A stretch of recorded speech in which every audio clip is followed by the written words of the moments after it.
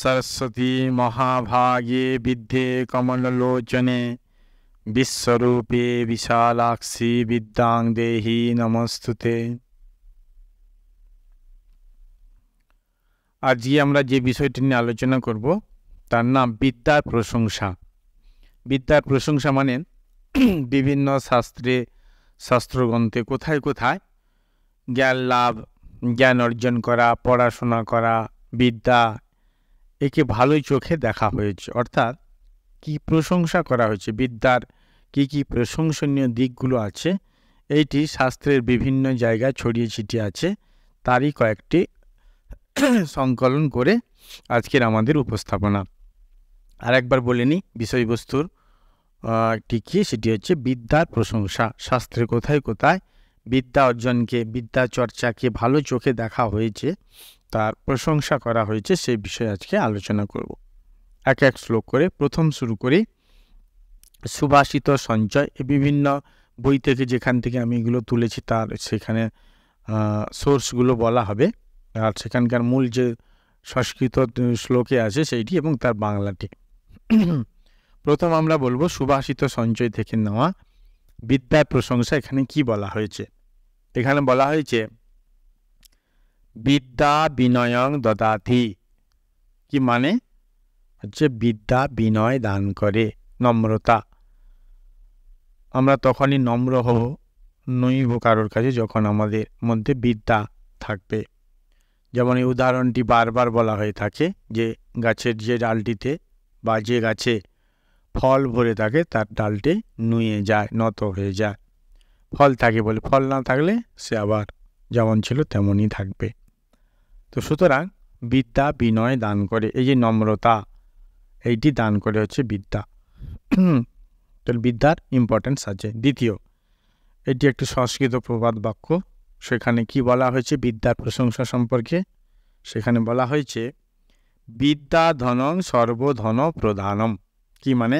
ওই যে সকল ধনের সেরা ধন হলো বিদ্যা। এই যে ধন সম্পদ আছে আমাদের, সোনা রূপা প্লাটিনাম নানা রকম টাকা পয়সা, তার মধ্যে এই শাস্ত্রে এখানে বলা হয়েছে যে সকল ধনের সেরা ধন হচ্ছে বিদ্যা, নলেজ, জ্ঞান।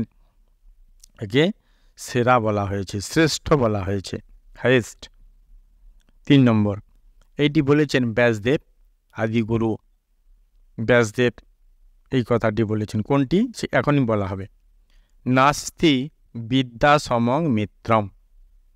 মানে কি? বিদ্যার সমান মিত্র নাই। মিত্র মানে বন্ধু।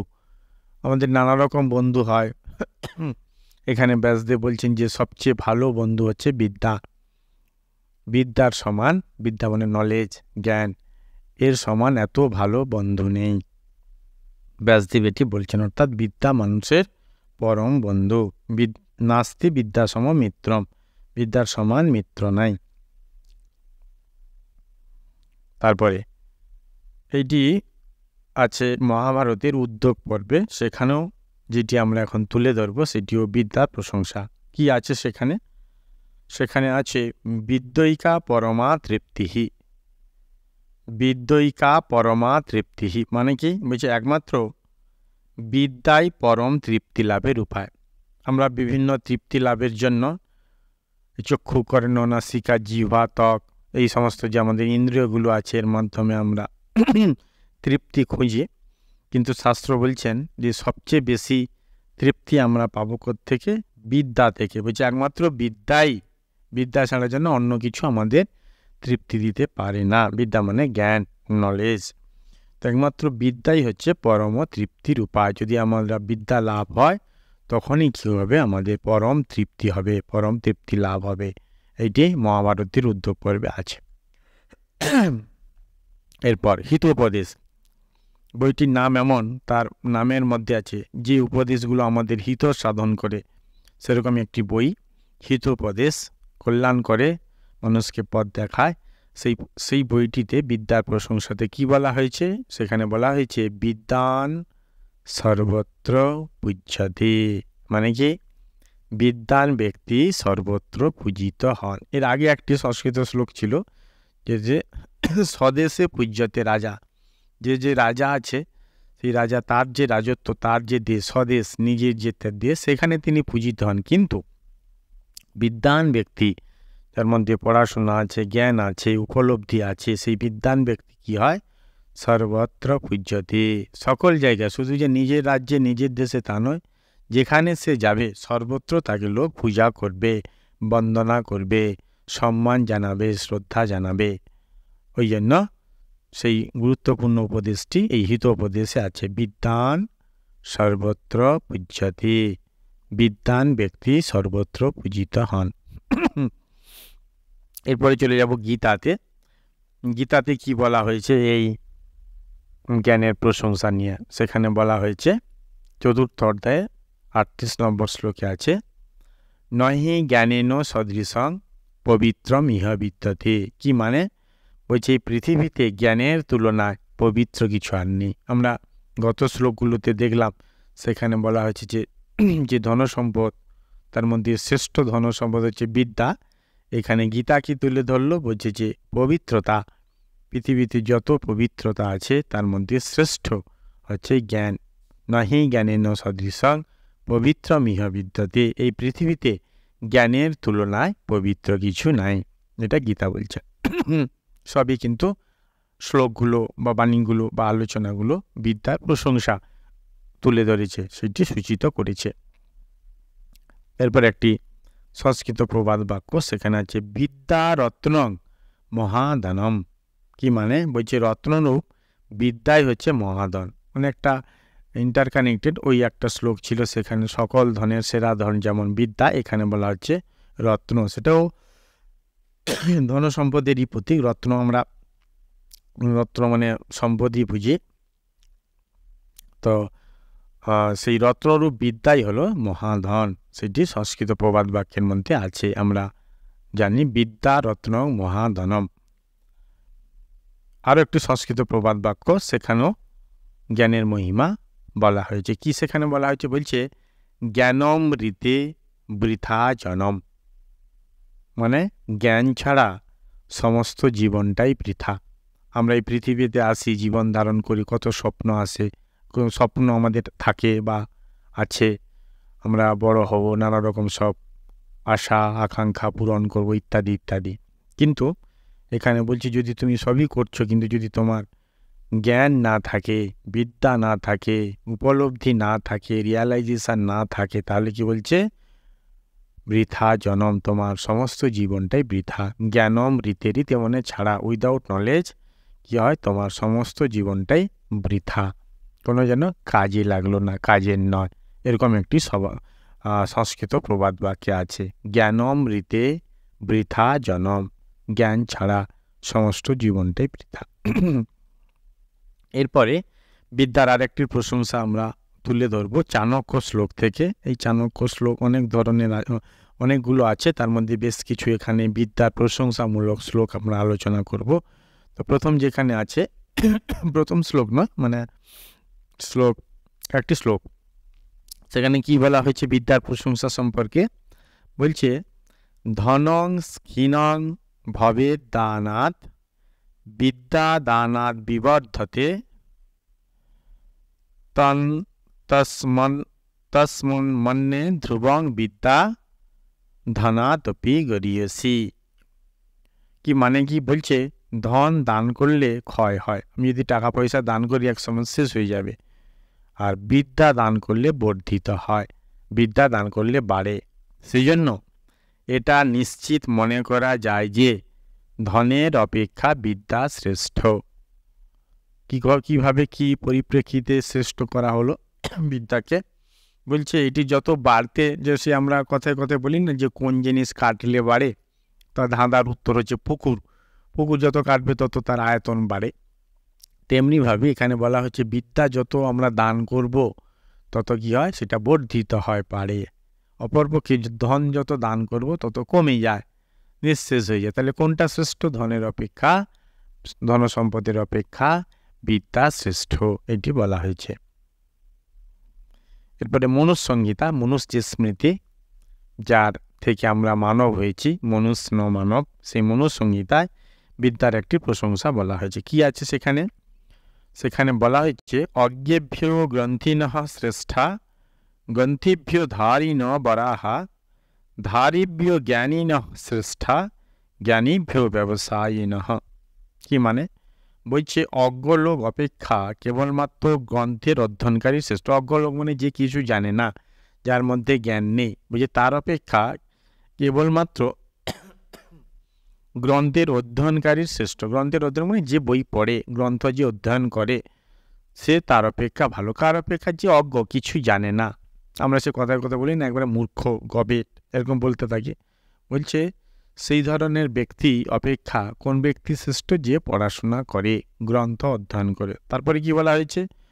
তাহা অপেক্ষা গ্রন্থিভ্য ধারিণ বরাহা। বলছে তাহা অপেক্ষা গ্রন্থের বিষয় যাহার ধারণায় আছে তিনি শ্রেষ্ঠ। যে বুঝতে পেরেছে তার বুদ্ধি দিয়ে যে কি পড়লাম, কি জানলাম, ধারণা শক্তি এসেছে, বুঝে, তার তুলনায় যে শুধুমাত্র রিডিং পড়বে বা কেবল পড়বে, তার তুলনায় যার ধারণা শক্তি হয়েছে, বুঝতে পারার ক্ষমতা এসেছে, তার তুলনায় সে শ্রেষ্ঠ। শুধুমাত্র যে বই পড়ে তার তুলনা। বলছে তারপরে আছে ধারিভ্য জ্ঞানীন শ্রেষ্ঠা, মানে হচ্ছে তদপেক্ষা জ্ঞানী, অর্থাৎ যিনি গ্রন্থ অধ্যাপন করাইতে পারেন তিনি শ্রেষ্ঠ। আমাদের তৈত্তর উপনিষদেও ওই সাধ্যায় প্রশংসা হিসেবে সেখানেও বলা হয়েছে যে তুমি নিজে পড়বে এবং পড়াবে, অধ্যাপনা করবে। প্রবচন, সাধ্যায় মানে স্ব অধ্যায়, নিজে অধ্যয়ন করবে আর হচ্ছে পড়াবে, টিচিং করবে। তো এখানে বলা হয়েছে যে যা তার অপেক্ষা যিনি গ্রন্থ অধ্যাপন করাইতে পারেন তিনি হচ্ছে সেটা সর্বশ্রেষ্ঠ। কি এখানে শ্লোকের মধ্যে আছে জ্ঞানীভ্য ব্যবসাহীন শ্রেষ্ঠা জ্ঞানীভ্য ব্যবসা, মানে হচ্ছে জ্ঞান অপেক্ষা আচরণকারী শ্রেষ্ঠ। যিনি এই জ্ঞানটি বই থেকে আরোহণ করে নিজে বুঝে অপরকে পড়িয়ে বা বলে সর্বোপরি নিজ জীবনে সেটি প্রয়োগ ঘটিয়েছে, কাজে লাগিয়েছে। যে জ্ঞানটি যেভাবে তিনি আরোহণ করেছেন সেটা তার জীবনে ব্যবহারিক দিক তার প্রতিফলন করেছে, মানে সেটি কাজে লাগিয়েছে, আচরণ করেছে, সেই জন্য সে সবচেয়ে শ্রেষ্ঠ। তাহলে এখানে অজ্ঞ ব্যক্তি থেকে বলা গেল সে কে উন্নত? যার যে অধ্যয়নকারী, যে বই পড়ে, তার তুলনায় কে শ্রেষ্ঠ? যে বুঝবার ক্ষমতা, যার ধারণা হয়েছে, তার উপরটা কে শ্রেষ্ঠ? যে অপর গিয়ে আবার বোঝাতে পারে, পড়াতে পারে। সবচেয়ে শ্রেষ্ঠ কি? যে সেই জ্ঞানের বিষয়টিকে নিজ জীবনে কাজে লাগায়, আচরণ করে, তিনি শ্রেষ্ঠ। এটি মনুসংহিতায় বলা হয়েছে। এইভাবে বিদ্যাকে আমরা শুধুমাত্র না পড়ে সেটিকে জীবনে কাজে লাগাবো, সে তারই একটি দিক এখানে তুলে ধরা হলো। এরপরে আবার আমরা চাণক্য শ্লোকে চলে যাই। সেখানে এরকম বিদ্যার আরও নানাবিধ প্রশংসা রয়েছে। যেমন একটি শ্লোকে আছে সর্বদ্রব্যেষুর বিদ্যেব দ্রব্যম আহুর অনুত্তমম অহার্যত্বাৎ অনর্ঘত্বাৎ ক্ষয়ত্তাচ্চ সর্বদা। কি মানে? বলা হচ্ছে সকল জিনিসের মধ্যে বিদ্যাই হলো এমন এক দ্রব্য যাকে আমরা সর্বোত্তম বলতে পারি, সবার উত্তম, সব কিছুর যে উত্তম, ভালো, শ্রেষ্ঠ। বিদ্যাকে কেউ কখনো হরণ করে নিয়ে যেতে পারে না। বিদ্যা অমূল্য, বিদ্যার কোনো ক্ষয়হীনতা নেই, তাই বিদ্যাকে আমরা বলি সর্বশ্রেষ্ঠ। বিদ্যাকে কেউ চুরি করতে পারে না। বাড়িতে অন্য জিনিস, টাকা পয়সা বা আদার জিনিস যেগুলো আছে সেগুলো অপরে চোর নিয়ে চলে যেতে পারবে, কিন্তু বিদ্যা সেটাকে কেউ চুরি করতে পারবে না। যিনি বিদ্যান ব্যক্তি তার মধ্যে এই বিদ্যাটা থেকে যায়, কেউ এটাকে চুরি করতে পারে না। শুধু তাই নয়, এটি অমূল্য, এর ক্ষয়হীনতা নেই। আর কি একে, তাই জন্য একে আমরা বলি সর্বশ্রেষ্ঠ। পৃথিবীতে যত দ্রব্য আছে, জিনিস আছে, তার মধ্যে সর্বশ্রেষ্ঠ হলো হচ্ছে বিদ্যা, জ্ঞান, নলেজ। অপর একটি চাণক্য শ্লোকে আছে এই বিদ্যার প্রশংসা সম্পর্কে। সেখানে বলা হয়েছে উপার্জিতানাং বিত্তানাং ত্যাগ এব হি রক্ষণম তড়াগ উদরে সংস্থানাং পরিবাহ ইমাম বসাম।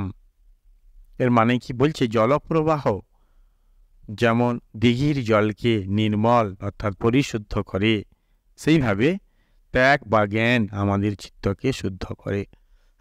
তাহলে আমাদের মনকে কে শুদ্ধ করবে? আমরা কিছুক্ষণ আগে গীতার শেষ শ্লোকটিতে দেখলাম, নহি জ্ঞানের ন সদৃশং পবিত্রমিয় বিদ্যতে। এই পৃথিবীতে জ্ঞানের তুলনায় পবিত্র কিছু আর নেই। তো সুতরাং যদি আমি জ্ঞানের চর্চা করব তখন আমার মন বা চিত্ত শুদ্ধ হবে। ঠিক একই কথা চাণক্য শ্লোকে বলা হয়েছে যে জলপ্রবাহ যেমন কি করে দিঘির জলকে নির্মল করে। কিভাবে নির্মল করবে? কোনো সেখানে দল গাছ কচুরি পানা থাকবে না। যদি ফ্লো করে কনস্ট্যান্টলি, তাহলে সেখানে কোনো বলছে যে বদ্ধ জমিতে জলাশয়ে বদ্ধ, যার কোনো মানে ফ্লো নেই, পুকুর পন্ড মতো হয়ে আছে, তো সেখানে যে ঘাস টাস জন্মা সেগুলো পরপর বাড়তে থেকে যায়। পরিষ্কার করতে হবে, ন্যাচারালি হবে না।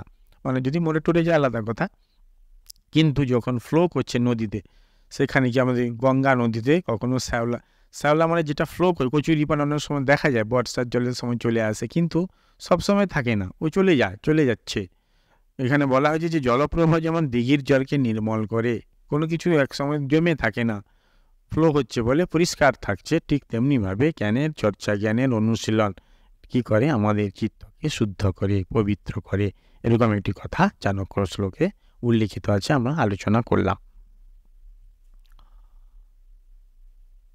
আবার একটি আছে চাণক্য শ্লোকে, সেখানে বলা হয়েছে জ্ঞাতির্ভিহি বন্টতে নৈব চৌরে নাপি ন নিয়তে দানেন ন স্বয়ং জাতি বিদ্যারত্নং মহাদানম। ঘুরে ঘুরে প্রায় একই আসছে। কি সেটি বলছে? বিদ্যারূপ রত্ন এমন এক মূল্যবান ধন যা কেউ কখনো নিয়ে যেতে পারে না, জ্ঞাতিরা এর ভাগ চাইতেও পারে না, চোর চুরি করতে পারে না, এবং দানের দ্বারা এর কোনো ক্ষয় হয় না। অনেকগুলো কন্ডিশন। তাহলে কি কেউ নিয়ে যেতে পারে না, জ্ঞাতিরা এক ভাগ চাইতে পারে না অন্যান্য বিষয়বস্তুর মতো, চোরও চুরি করতে পারে না, যেটা আমরা আগেও বললাম, এবং দানের দ্বারা এর কোনো ক্ষয় হয় না, বরং বাড়ে। সেইভাবে বিদ্যার প্রশংসা করা হয়েছে। এরপরে শক্তিরত্ন মঞ্জুষা, সেই গ্রন্থটিতে বিদ্যার প্রশংসা করা হয়েছে। কিভাবে? আমরা পড়ে নিই শ্লোকটি। ন চ বিদ্যা সমাশক্তি, ন চ বিদ্যা সমং শিবম, ন চ বিদ্যা সমাশুদ্ধি, ন চ বিদ্যা সমান ফলম। মানে কি বলছে? বিদ্যার সমান শক্তি নেই। আমাদের ধারণা কি, আমাদের যদি ওরকম পেশিবহুল শরীর হয়, আমরা অনেক ডন বৈঠক করে একেবারে বডি বিল্ডারের মধ্যে একটা শরীর বানাতে পারি, তবে আমাদের ধারণা হচ্ছে কি যে সেই শক্তিশালী। এখানে কি বলা হয়েছে? শাস্ত্রে বলছে না, বিদ্যাই সবচেয়ে শক্তিশালী, বিদ্যার সমান শক্তি নেই। আর কি বলা হচ্ছে? বিদ্যার সমান কল্যাণ নেই, সবচেয়ে কল্যাণ হচ্ছে বিদ্যা। আর কি? বিদ্যার সমান শুদ্ধি নেই, সবচেয়ে শুদ্ধি বা পবিত্রতা হলো বিদ্যা। আর বিদ্যার সমান ফল নেই। ফল মানে যে কোনো কাজ করার যে রেজাল্ট আমরা দেখি, সবচেয়ে বিদ্যারই ফল সবচেয়ে বেশি। তো সুতরাং এইভাবে শক্তিরত্ন যে মঞ্জুষা, সেই গ্রন্থে বিদ্যার এইভাবে প্রশংসা করা হয়েছে। আবার কয়েকটি চাণক্য শ্লোক আছে, সেখানেও বলি। সেখানে একটি শ্লোকে বলা হয়েছে বিদ্যয়া পূজ্যতে লোকে বিদ্যয়া সুখম অশ্নুতে।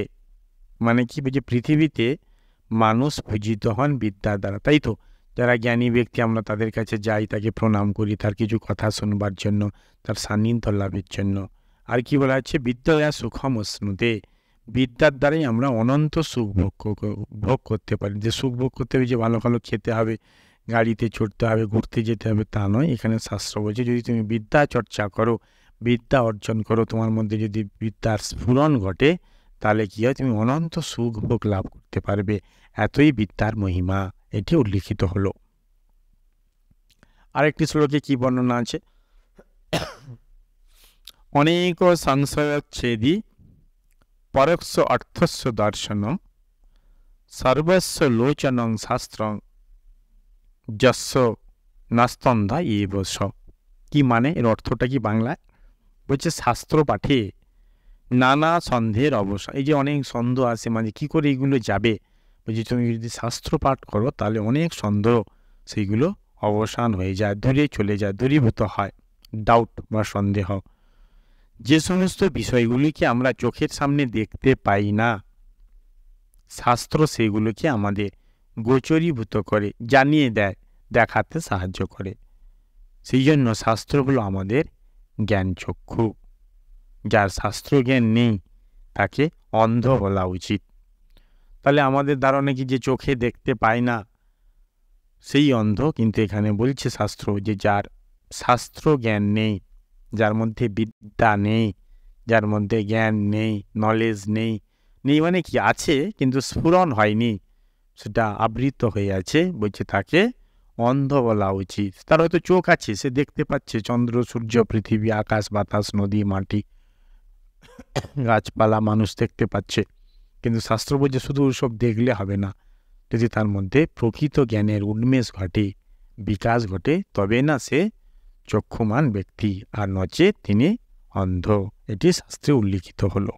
আর কি বলা হলো, যে যে সমস্ত বিষয়গুলোকে আমরা চোখে দেখতে পাই না, শাস্ত্র সেগুলোকে আমাদেরকে গোচরীভূত করে। আর কি করে না, শাস্ত্রপাঠ যদি আমরা করি তাহলে কি হয়, নানা সন্দেহের অবসান ঘটে। এই জন্য বিভিন্নভাবে বিভিন্ন দিক থেকে শাস্ত্রের যে মহিমময় দিকগুলো তুলে ধরা হয়েছে বা প্রশংসা করা হয়েছে। আরেকটি আছে নীতি শতকম, এটি ভর্তৃহরির লেখা। তিনি যে তিনটি তার শতকত্রয় বই আছে, তিনটি শতকম মানে 100টা শ্লোকে তিনি নীতিমূলক 100টা শ্লোক লিখেছেন। বৈরাগ্য শতকম, সেখানে 100টা শ্লোক আছে, বৈরাগ্য উদ্দীপিত শ্লোক। আর এক শান্তি শতকম, সেখানেও 100টা শ্লোক আছে, সেইগুলো পাঠে বা তার অর্থগুলো জীবনে প্রয়োগ করলে আমরা শান্তি পাবো। এই তিনটে শতকমকে বলা হয় শতকত্রয়। এটি রাজা ভর্তৃহরির লেখা। কি কি সেটা, একটা নীতি শতকম, নীতিমূলক 100টি শ্লোক আছে। আর বৈরাগ্য শতকম, বৈরাগ্যের উদ্দীপনমূলক বা বৈরাগ্য হবে সেরকম 100টি শ্লোক আছে, পড়লে সেইগুলো। আর শান্তি শতকম, সেই শ্লোকগুলো পড়ে জীবনে কাজে লাগালে আমরা শান্তি পাবো, এরকম 100টি শ্লোক আছে। 300টি শ্লোক নিয়ে একটি বই, তার নাম শতকত্রয়। তো তার মধ্যে যে নীতি শতকম বইটিতে তিনি রাজা ভর্তৃহরি বিদ্যার প্রশংসা করেছেন।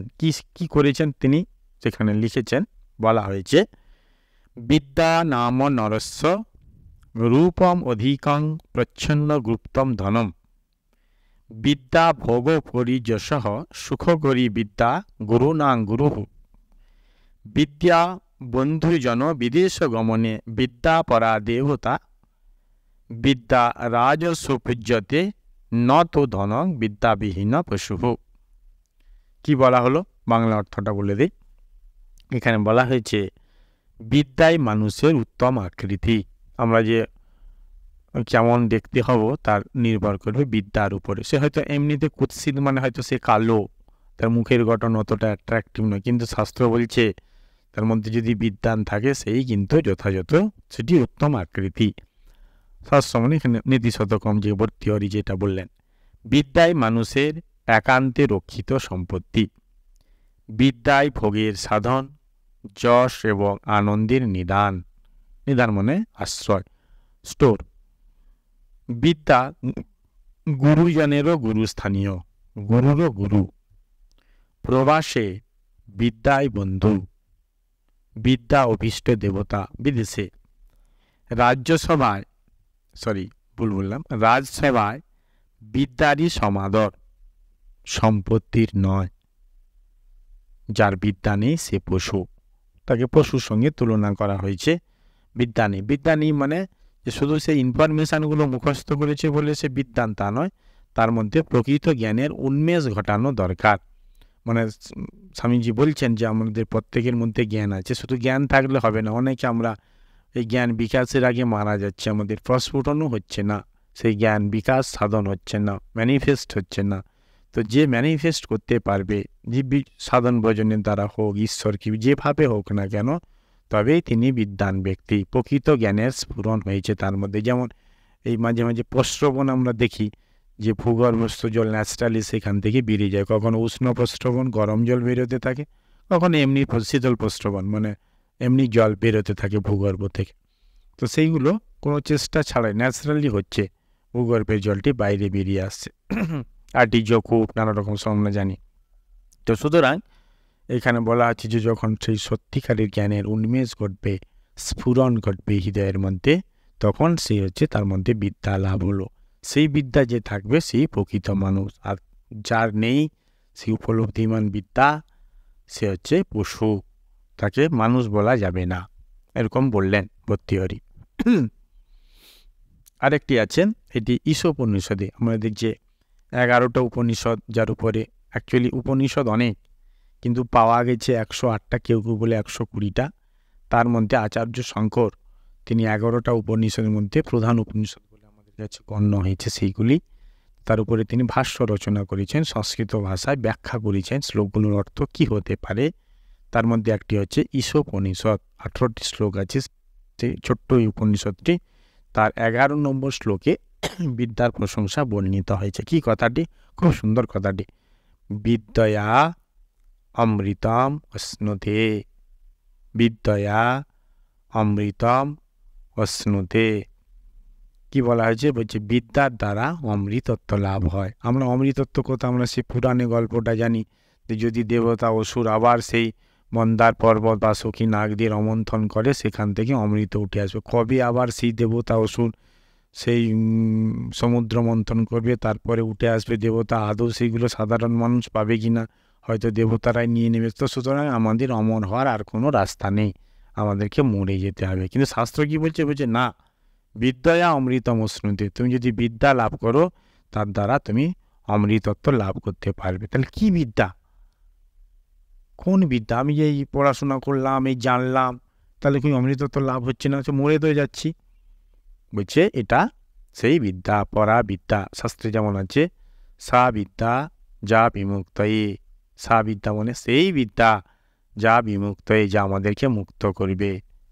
আমি কোনো একটা ইনফরমেশান কালেকশানকে যদি বিদ্যা বলি, যদি সে আমাদের মুক্ত না করে, সেই বিদ্যার দ্বারা অমৃতত্ব লাভ হবে না। তাহলে কোন বিদ্যা? সা বিদ্যা, সেই বিদ্যা যা বিমুক্তয়ে, যা আমাদেরকে মুক্ত করবে। এখানে ওই বিদ্যার কথা বলা হয়েছে, পরা বিদ্যা, আত্মসাক্ষাৎকার স্বরূপ বিদ্যা, ব্রহ্মজ্ঞান লাভ স্বরূপ বিদ্যা, ঈশ্বর লাভ স্বরূপ যে অনুভূতি, এই দ্বারা অনুভূতির দ্বারা, সেই বিদ্যার দ্বারা, বিদ্যয়া ওইরূপ বিদ্যার দ্বারা কি হয়? বিদ্যয়া অমৃতম অশ্নুতে, বিদ্যার দ্বারা অমৃতত্ব লাভ হয়। এটা ঈশোপনিষদের বর্ণনা হলো। ঠাকুরের কথা দিয়ে শেষ করি। আমাদের আজকে আলোচ্য বিষয় ছিল বিভিন্ন শাস্ত্রগ্রন্থ থেকে যেখানে যেখানে বিদ্যার প্রশংসা, কেন আমরা বিদ্যার অনুশীলন করব, চর্চা করব, সেখানে তার বিভিন্ন প্রশংসনীয় দিকগুলো তুলে ধরা হয়েছে। তার আমরা মহাভারত, ব্যাসদেবের কথা, ঈশোপনিষদ, গীতা, চাণক্য শ্লোক, সুক্তি, নানা রকম শাস্ত্র থেকে বিভিন্ন তুলে ধরলাম। শেষ করব আমাদের ঠাকুর শ্রী রামকৃষ্ণ দেবের একটি কথা দিয়ে। তিনি কি বলছেন বিদ্যা সম্পর্কে? তিনি বলছেন, এই দেহ মন্দির অন্ধকারে রাখতে নেই, জ্ঞানদীপ জেলে দিতে হয়। তাহলে দেহ মন্দির অন্ধকার মানে অজ্ঞান অন্ধকারের কথা তিনি বলছেন। আমরা বাড়িতে যখন কোথাও যাই একটি লাইট জেলে দিয়ে যাই, বা এমনিতে থাকলেও সব অন্ধকার করে দেয় না, ছোট্ট একটি বাল্ব জ্বলে, কি ছোট্ট একটি প্রদীপ টদীপ কিছু একটা জ্বলে, একেবারে গুটগুটে অন্ধকার থাকে না। আলোকে লক্ষ্মীর সাথে তুলনা করা হয়, যে এইগুলো জ্বললে পরে লক্ষ্মীর আগমন হয়, সুখ ঐশ্বর্য সব বৃদ্ধি পায়। তো ঠাকুর শ্রী রামকৃষ্ণ বলছেন আমাদের দেহটি একটি মন্দির, কিন্তু একে অন্ধকারে রাখতে নেই। তাহলে দেহ কীভাবে? তাহলে আমরা কি সবসময় রাতে থাকি, দিনে বেরোই না? তা নয়, এখানে দেহকে অন্ধকারে রাখতে নেই মানে অজ্ঞান অন্ধকারে রাখতে নেই, অজ্ঞানে আচ্ছন্ন হয়ে থাকবো না। তাহলে করণীয় কি? বলছে একটি দ্বীপ জ্বালতে হবে। দেহের মধ্যে কী করে দ্বীপ জ্বালবো? আগুন কী করে পড়ে যাবে? তার বলছে না, জ্ঞান দ্বীপ জ্বেলে দিতে হয়। জ্ঞানকে দ্বীপের সঙ্গে, আগুনের সঙ্গে, আলোর সঙ্গে তুলনা করা হয়, অজ্ঞানকে ছায়া অন্ধকার এদের সঙ্গে তুলনা করা হয়। বলছে এই দেহ মন্দির অন্ধকারে রাখতে নেই, জ্ঞানদীপ জ্বেলে দিতে হয়। তো সুতরাং আমাদের মধ্যে এই জ্ঞানদীপের বিকাশ ঘটুক। আমাদের অখণ্ডানন্দজি মহারাজ বলতেন, তারও বিদ্যার প্রশংসা আছে, যে সব কিছু জীবনে একটা জানবার ইচ্ছা হোক, একটা জানবার চেষ্টা হোক। আমরা সারাটা জীবন শিখেছি, তাকে একবার কতবার, এই যে জানার ইচ্ছে, এইটি আমাদের মধ্যে আবির্ভূত হোক। এবং যখন আমাদের উন্মেষ ঘটবে, জ্ঞান বাইরে থেকে আসবে না, ভিতরেই আছে। স্বামীজি বারবার বলছেন, জ্ঞান ভিতরে আছে, বাইরে নেই, তারই উন্মেষ ঘটা। এই জ্ঞানদীপ জেলে দেওয়া মানে সেই জ্ঞানের উন্মেষ ঘটানো, বিকাশ ঘটানো, ম্যানিফেস্ট করা। হয়তো কুঁড়ি হয়ে আছে, সেটাকে ফুলের মতো প্রস্ফুটিত করা। কিসের মধ্য দিয়ে? সাধন ভজনের মধ্য দিয়ে, প্রার্থনার মধ্য দিয়ে, গুরু এবং ঈশ্বর কৃপার মধ্য দিয়ে। তা আমরা ঠাকুরের চরণে, শাস্ত্রকার, শাস্ত্রগ্রন্থকার, মুনি ঋষি সকলের চরণে প্রণাম জানাই। এই যে বিদ্যার প্রশংসা আমরা জানলাম, পড়লাম, তো সেই বিদ্যা আমাদের অর্জিত হোক। আর যদি আমাদের মধ্যেই থেকে থাকে স্বামীজির সেই কথা, education is the manifestation of the perfection already in man. যদি অলরেডি ইন ম্যান থেকেই থাকে আমাদের মধ্যে, ম্যান মানে ম্যান ওমেন সকলের মধ্যে, তাহলে সেইটি জাগরণ ঘটুক, উন্মেষ ঘটুক, বিকাশ ঘটুক, এই প্রার্থনা জানিয়ে আজকের আলোচনা এখানেই শেষ করছি। ওম শান্তি শান্তি শান্তি। হরি ওম তৎসৎ। শ্রীরামকৃষ্ণার্পণমস্তু।